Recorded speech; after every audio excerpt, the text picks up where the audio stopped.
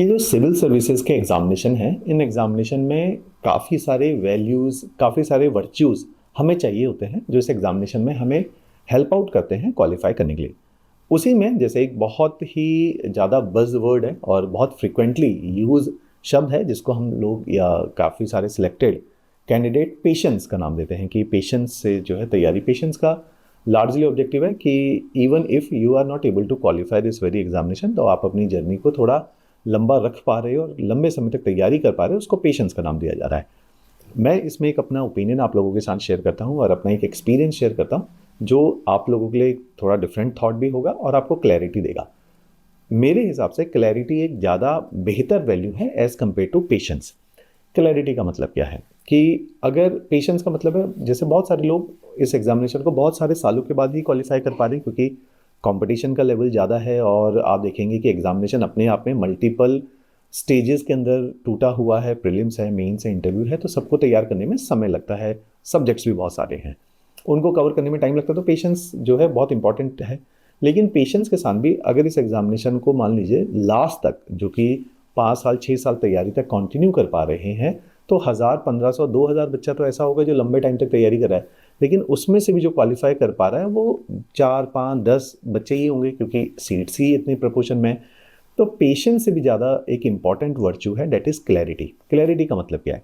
जब आप इस एग्जामिनेशन की तैयारी कर रहे हैं तो आपको एक चीज़ का बहुत ध्यान देना है कि you should have the clarity of process and the stages involve. Stages का मतलब प्री मीन्स इंटरव्यू नहीं है। प्रोसेस का मतलब क्या है, या जो मैं स्टेजेस भी बोल रहा हूँ, कि आपको अपनी वीकनेसेस, अपने शॉर्टकमिंग्स, अपनी लिमिटेशंस पता होनी चाहिए। जैसे एक शॉर्टकमिंग है इस एग्जामिनेशन को क्वालिफाई करने के लिए कि आपकी सिटिंग कैपेसिटी डेली बेसिस पे 5 से 6 घंटे मिनिमम होनी चाहिए। ये एक इंपॉर्टेंट सिटिंग एक क्वालिटी है, स्ट्रेंथ है। आपकी हैंडराइटिंग ठीक होनी चाहिए, लेजिबल होनी चाहिए। आपका एक्सप्रेशन, लैंग्वेज के ऊपर कमांड अच्छा होना चाहिए। अगर आप इंग्लिश मीडियम में पेपर को दे रहे हैं तो इंग्लिश में कमांड अच्छा होना चाहिए, हिंदी में दे रहे हैं तो हिंदी में कमांड अच्छा होना चाहिए। तो ये कुछ एक बेसिक चीज़ें हैं। तो आपने देखना है कि आपकी वीकनेसेस क्या है, आपकी लिमिटेशंस क्या हैं और आपके स्ट्रेंथ एरियाज कौन से। तो have the clarity of your strength, have the clarity of your shortcomings, ताकि आप उनके ऊपर वर्क कर पाए। प्रोसेस का मतलब है कि at least you should have a time bounded approach. 1 साल में आप कहाँ तक अचीव कर लेंगे, 2 साल में आप कहाँ तक अचीव करेंगे। और पेपर को क्वालिफाई करने में अगर आपको 2.5 साल और 3 साल लग रहे हैं तो आपको पता होना चाहिए कि हर स्टेज में आप अपने को बिल्ड कर रहे हैं।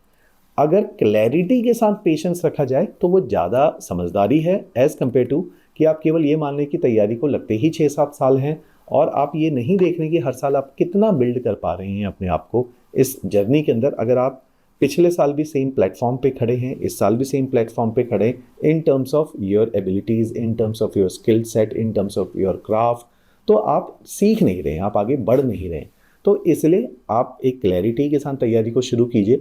और तैयारी अगर तैयारी के मध्य में है, बीच में है, तो क्लैरिटी लाइए कि अब तक आपने अपनी इस एग्जामिनेशन को क्वालिफाई करने के लिए जिन वर्च्यूज़ की ज़रूरत है उनमें से किन किन पे आपने काम किया है और किन पे काम करना बाकी रह गया।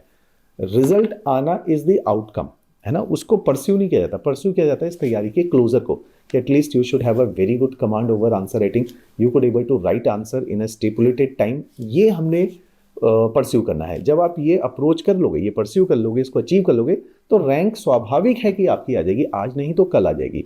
कभी ऑप्शनल चलेगा, कभी नहीं चलेगा, कभी हिंदी टाइट होगा, कभी नहीं होगा। तो वो तो इस एग्ज़ाम की अनसर्टेनिटी रहेंगी ही रहेंगी।